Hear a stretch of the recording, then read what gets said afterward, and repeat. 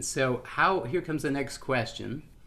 How soon can one start getting somatosensory feedback? Any tips to feel it sooner? That's a great question. Technically, we will have this awareness from birth.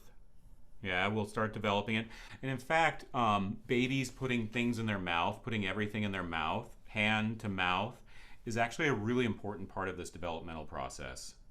And kind of creating these feedback loops and activating this awareness.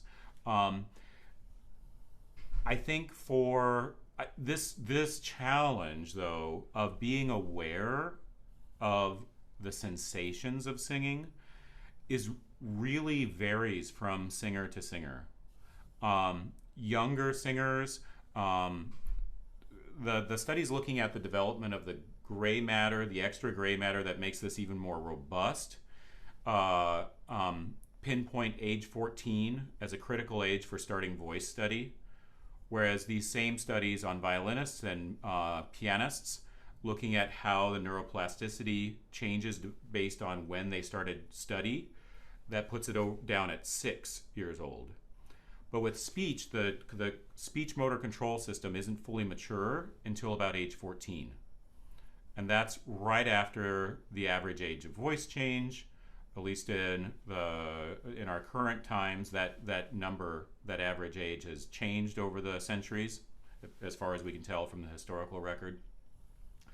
But it will really vary from student to student based on their own kind of emotional, physical awareness of their own bodies. There's not really a one-size-fits-all answer to this because it's so wrapped up in emotions, especially if you have students who suffer from body dysmorphia. This can be a real challenge. But on the other hand, everyone is experiencing these things. As we get much older, this sense of touch of the sound, just like all of our senses, fades. So it's affected throughout the lifespan by our growth and by the life cycle of our body. But I think what can be really helpful are these very real hands-on ways of bringing the student's awareness or the singer's awareness to what is there. Yeah. And that's my approach to this. And being patient, knowing that I feel this because I've been at this so long. I feel this more intensely and more clearly than my 18-year-old college students. But my job is to help guide them and help them sort out the sensations they're having and help guide them and help them to navigate how those sensations change throughout their range and through different timbres and different registrations. Yeah, I think it's very fascinating.